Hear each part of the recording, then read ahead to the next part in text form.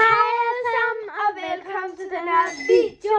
I dag skal vi ned i Føtex, fordi at min mor holder sådan noget, Halloween noget. Og så skal vi købe noget til at lave kager.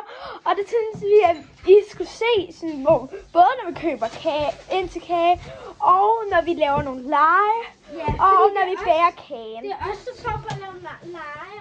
Ja, og underholdning, eller det var faktisk noget, jeg selv spurgte min mor om. Og så sagde hun, ja, det er fint. Og I kan lige se, at vi har vores liste lige her. Det var også indkøbs, det er ikke så flot, ikke også? Nej. Vi rev også bare sådan en side over. Men altså, nu skal vi ud og...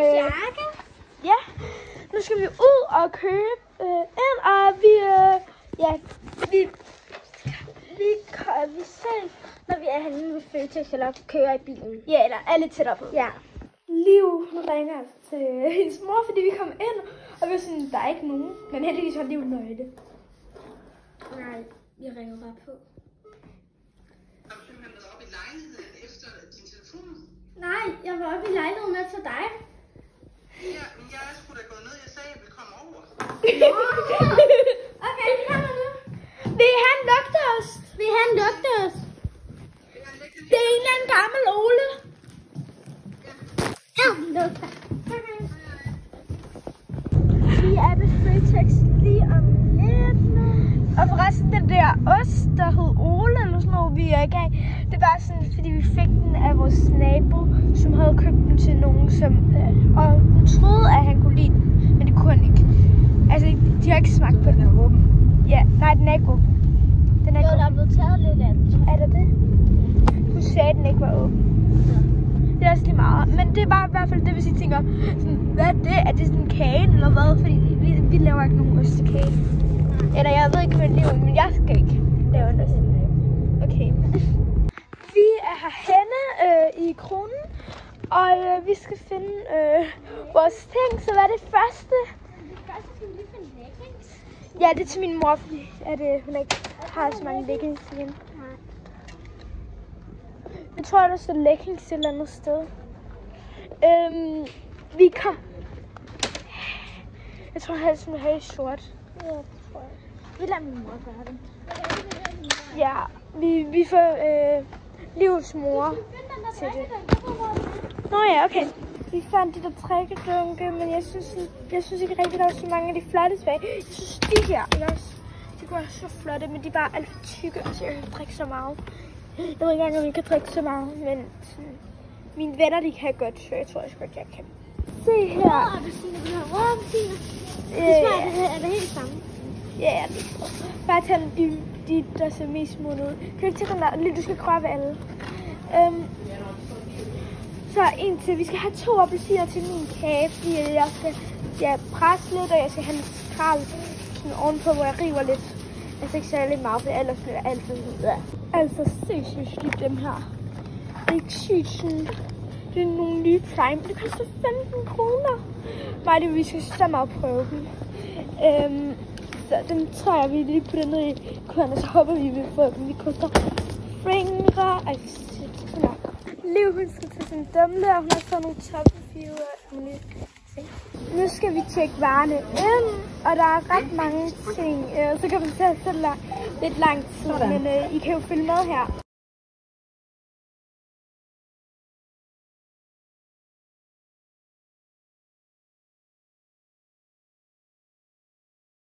Så det her, det er Livs ting. Altså, det er den her, det er Toffifee, den her Prime, det skal vi bare lige købe, det er Victoria. Vi deler den her, fordi begge skal bruge, det er min kage, min blogger og min dumme. Så det her, jeg har ikke lige så meget, vi deler jo den her. Så den har jeg, og så har jeg den her, vi har den samme Prime. Og så har jeg den her, den her smør, det her, og så 2 appelsiner af den her. Liv, hun har lidt mere ting, men jeg skal også bruge nogle af hendes bær måske. Så vi laver lige taste-test på den her. Ja, vi hælder det op i et glas, men jeg har hørt, at det skulle være sådan, den selv lyser i mørke. Så og vi skal se, vi helt klart prøve sådan at slukke. Det er stop. Vi rykkede altså lige nogle af tingene, fordi sådan, det er så lidt underlevet liv ikke endnu. Så nu hælder vi det her op, fordi det er sur æble. Det er sur æble. Er det? Ja. Okay, 3, 2, 1.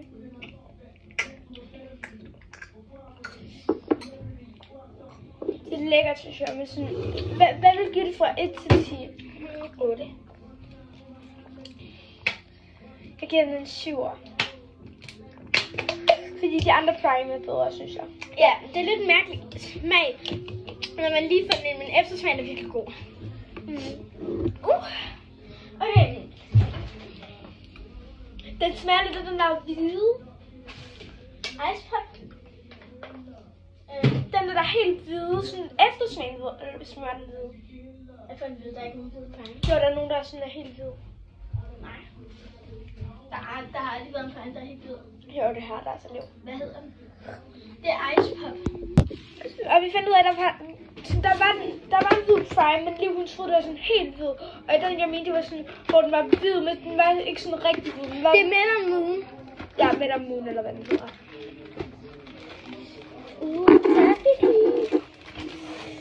Okay, så vi begynder med vores kage nu.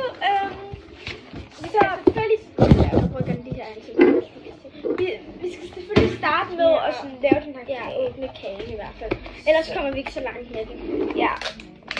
Man vil ikke komme så langt med en uåbnet kage. Okay, det der i, det er sådan noget kakaopulver. Ja, der er kakaopulver. Og så er der sådan en nummer... Vi skal sørge for den. Ja, jeg ved ikke, hvad det er. Nummer 2. Det er så... Når det første, fordi jeg den er i, for der står nummer 1. Så jeg ved ikke, om I kan se det. Der er sådan et...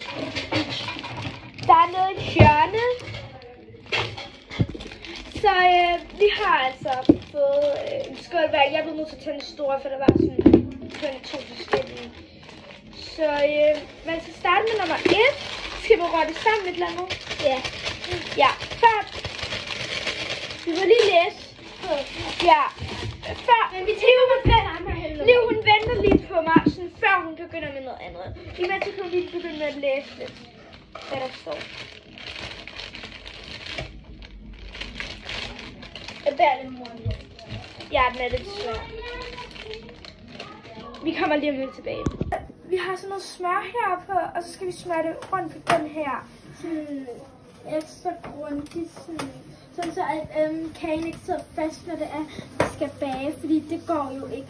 Fordi sådan, så kommer der alle mulige sådan huller og sådan noget, fordi at man ikke kan se det. Og så ser det bare ikke så flot ud, og man mister meget kage. Nå, men vi vender tilbage, når vi har smurt det. Hej! Vi skal have 2 af dem her i. Igen. Og så skal vi have noget olie. Vent lidt. Så. Victoria. Og det var 2. Vent lige lidt.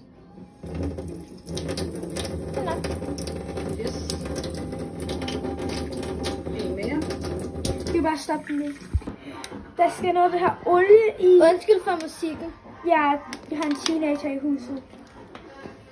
Se! Hvor fint det er. Wow, det er sejt. Det ser bare lige sådan væk ud. Ja. Nu er det bare nu, jeg koncentrerer dig. 100 gram. mere. Sådan. 101. Prøv at kigge ned i og se, hvor sejt det ser ud. Wow. Det her, det er mit ser rigtig sådan mærkeligt ud. Og nu skal vi til Victorias. Og bare roligt, vi kan godt selv. Vi forstår bare ikke dit. Altså, her lader jeg bare indtil der står 100. Ja. Helst ikke røre ved skålen. Bare godt til at starte med. Du skal bare hælde. Bare presse så meget du kan. Victoria, der er så kun 60. Ja. Kom så. Lige lidt mere. Sådan. Så Victoria fik en Prøv lige sådan. Der. 102. Det gør ikke. Nå, min, den må vi lige se. Den ser sejst ud. Ja. Jo, okay. Men det er også, at du har en mindre skål, så det samler sig mere. Ja. Fordi...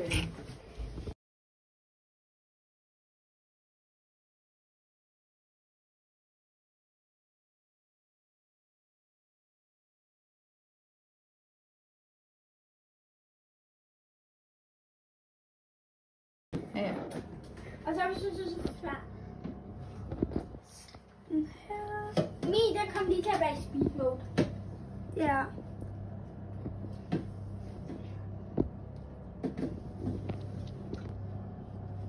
Jeg æder bare chokolade.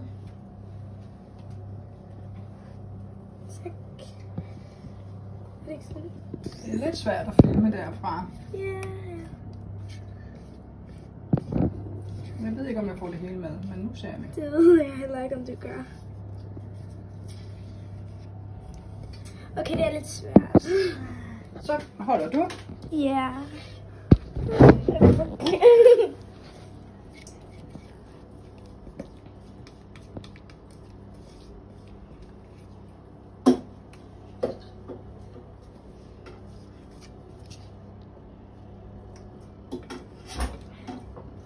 Så. Må jeg få lidt af din chokolade, Victoria? Nej. Hvor er det? Ja. Jeg skal ikke have det. Nu hun står bare og stikker skeer og alt muligt af. Hvis der er hvis. Nu putter hun det i ovnen, og den lyse, det er min, og den mørke, det er livs, ja. Jeg kendte den hæderslinje, vi har kendt hinanden i 5 år, men Sådan. så venter vi bare i 40-30 minutter. 30 til 40 minutter, det vil sige, at vi sætter den først på 30.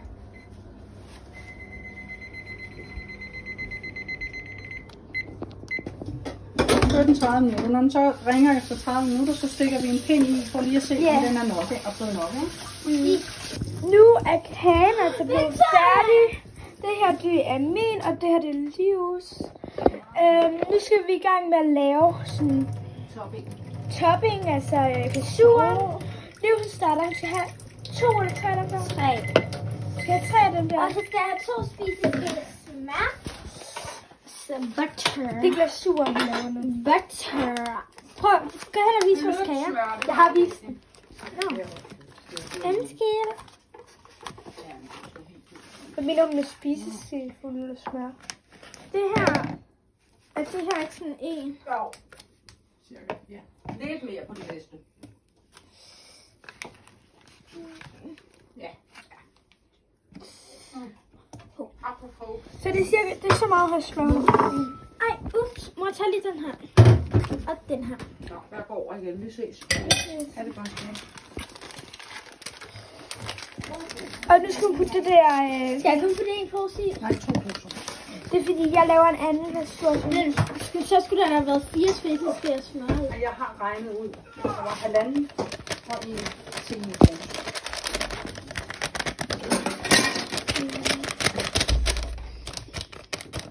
Oh my god. Første pose færdig. Og vi laver dobbelt, fordi man ved aldrig, hvor meget glasuren skal bruge. Altså, jeg skal slet ikke bruge det, men jeg prøver en anden glasur. Men vi viser lige, når livet er kommet lidt længere, fordi vi skal ikke stå og se det her i 5 minutter.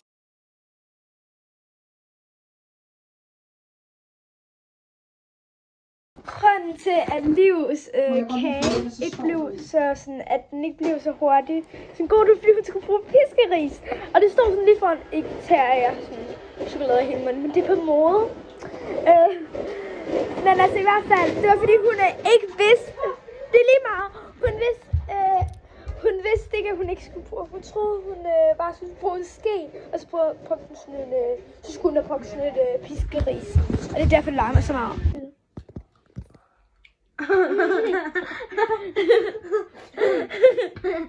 Jeg var lidt sådan til livsmor sådan tidligt stille, og hun er lidt sådan, hun kigger sådan på pølsen. Nu skal jeg jo lige finde ud af en skål. Så nu må vi simpelthen... Okay, nu skal vi putte smør i, så det gør vi til. Og det her er min glasur, en ordentlig skal gøre det her, en ordentlig, er det den her? Meget mere. Sådan, op i den. Er det en? Og så dobbelt så meget. Okay, så en til. Var det 60 gram eller noget? 60 Prøv gram, sammen med det. Det er det meget. Ikke dans meget. Det var F. Sikker. FU. Mere. Mere. Hvor meget mere? Der. Nej, mere. Ja, du rammer det så på gryden. 9 gram mere. Så det sige sådan her. Nej. Nej, det tør jeg ikke. Kom nu. Det er 2 gram.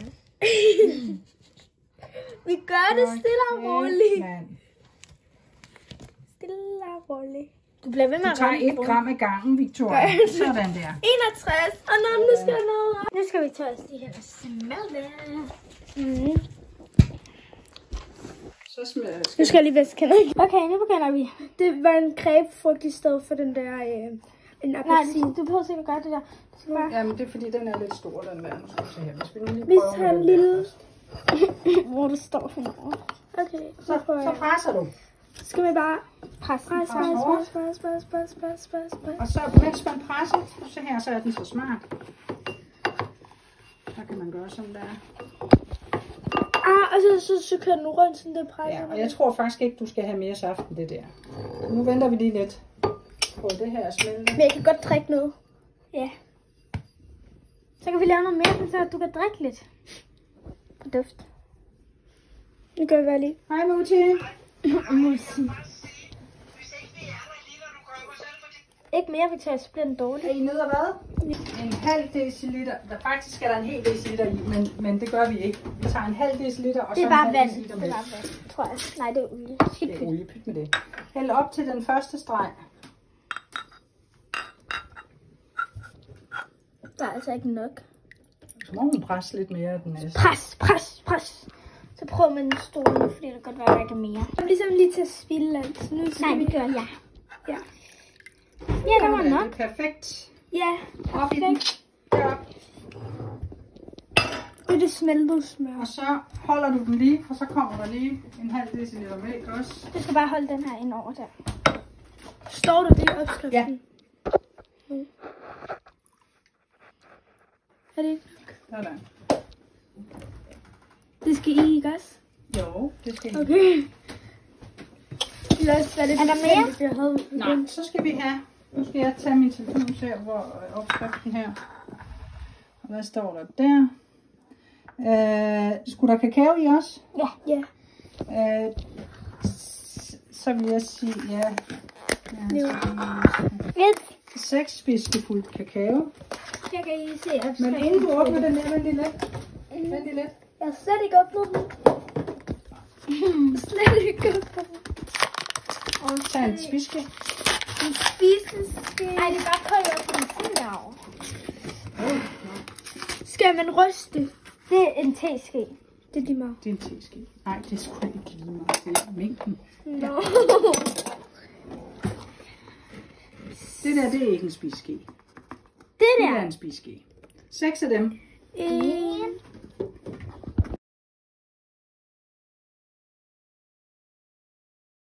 Nå, nu begynder mor bare at hælde i.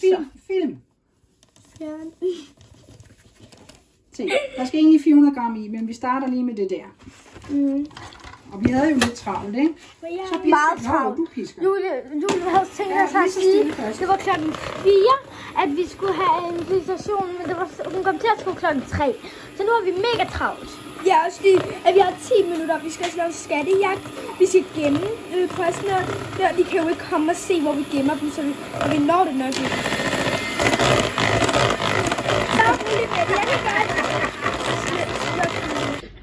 Hej guys, vi er tilbage. Undskyld, det har taget så lang tid, men vi skulle gemme poster. Hej. Nej, vi skulle gemme poster og alt muligt. Vi havde så travlt. Ja, altså, det er fordi, at den startede jo på klokken 3. Ja, men jeg kom til at putte noget af mit på, fordi jeg lige havde glemt at filme med. Ja, men ikke særlig meget. Det der, det er Livs, og det her, det er min. Det ligner lidt hinanden, altså vi har brugt forskellige. Vi har brugt meget forskellige. Så jeg tror vi har jo ikke noget fløde. Hvordan skal vi så lave flødeskum? Skal du have flødeskum? Ja, jeg skal jo sprøjtepose. Vi kommer lige med. Ja, der skete lige et lille uheld. Victoria faldt over en taske. Det gik så galt. Men så fik vi lige puttet alt Victoria. Er du okay? Jeg fik vand lige i hovedet. Eller et eller andet. Ja, det var fordi, der var chokolade på hele, så lige nu så er det en knude og så væsken. Ja, så vi skal have klippet et hul her med Victoria, og så have puttet den her på hand, og så skal vi så, og så sprøjter hun så. Altså, jeg prøvede det en gang før sådan her, men det gik ikke lige sygt godt. Nej, jeg skal bare sige på den måde. Okay. Og min færdighed. Så.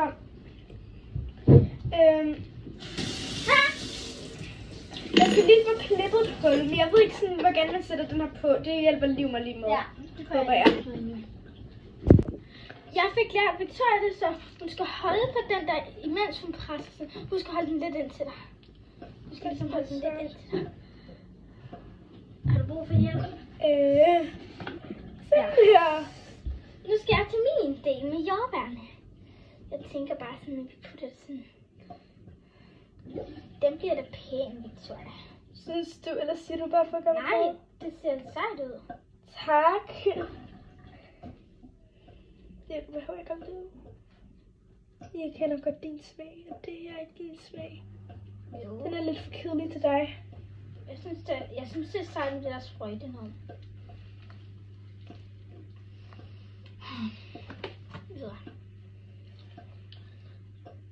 Jeg laver lidt mere en voksenkage, for der kommer både voksne og børn. Ja, og børnene, de vil sådan gå helt amok over min. Og voksne vil nok gå helt over min. Og synes, den ikke bliver så flot.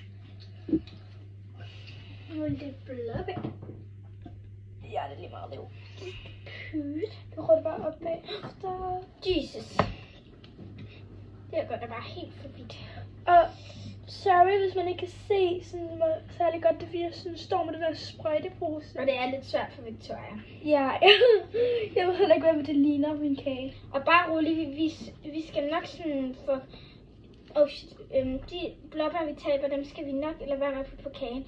Og så skylle dem, og så spiser vi dem. Fordi ellers er det spild af mad, og sendt for børnene i Afrika.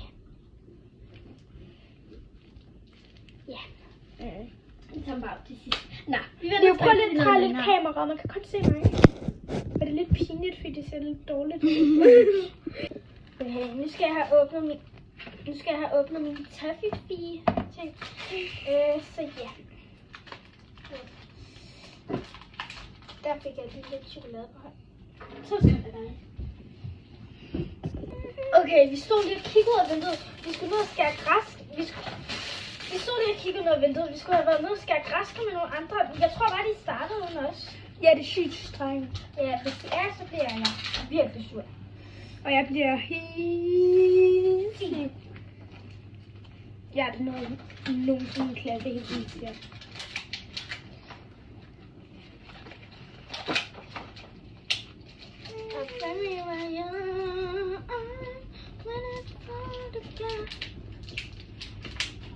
Jeg synger meget, når jeg keder mig. Jeg keder mig ikke, bare roligt. Men altså, jeg synger meget, når jeg sådan er i gang med noget, som der er lidt kedeligt. Damn, man. Damn, man. Jeg tror lige på, det var mig, der sagde damn, man.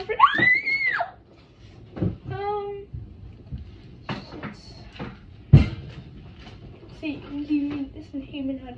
Jeg kan ikke lige sådan stikke Jeg bruger ikke den her, der har været på jorden. Oh my god. Macarena. The girl, her name is Macarena. I don't want him. Can you see? Jeg føler, at de her, de sidder lidt for tæt på hinanden. Så. Og så måske en lige her. Så måske få rykket den her, og den her herover, og den her her. Nej, sygt. Nu gør jeg lige det. Nej, det lader vi være.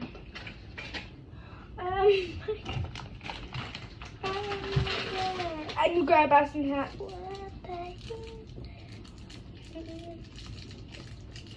Dumme.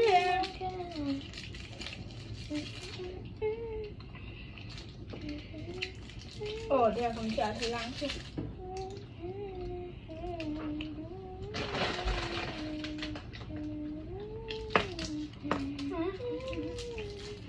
Nej, det er bare Nej. Mit liv er bare en masse orme. Det kan det være. Ej, nu tager jeg den. Det kan det være. Nej, den er sådan en sok overbold. Vi håber, det kan komme af. Ej, hvis Bamse havde været her, så ville han have gået amok. Ja, jeg bliver lige nødt til. Ja, vi stopper lige videoen og så Ja. tilbage. Ja. Victoria er færdig med sin. Ja. Og ja.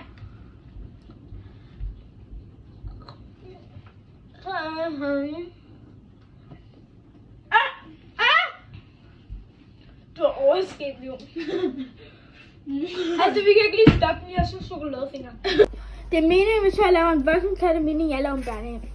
Og det er Okay, der må gerne rives lidt mere op her. Ja.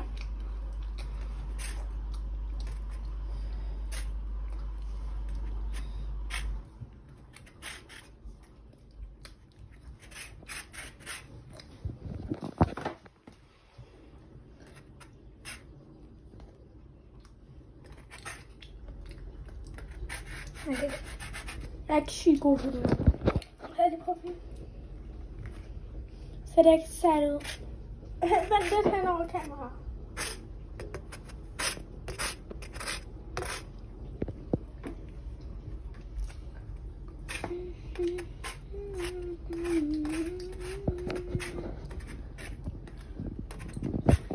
Men, så skal man lige se.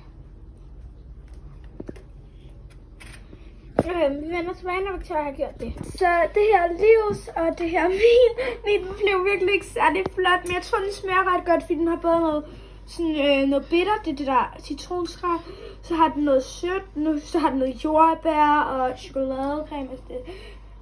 Og det her Livs, det er min. Det er sådan meget til den søde tand. Der er blåbær, jordbær, chokolade, ja. Og jeg tror også, min vil smage godt, fordi jeg har også lidt af det der på. Og jeg vil tage, at vi har meget det samme. Sådan. Ja.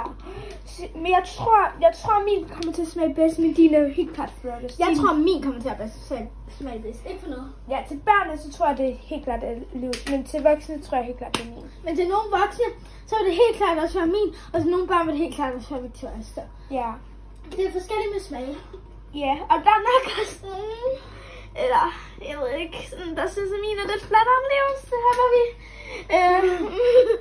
Men det er ikke lige det flotteste, jeg har lavet. Men det var alt for den her video. Har du chokoladefingre? Nej, okay. Så vi vil bare sige, hej, vi skal ned til fest nu, så ja, og så vi ses i vores næste video. Jeg håber, I giver et like og subscribe.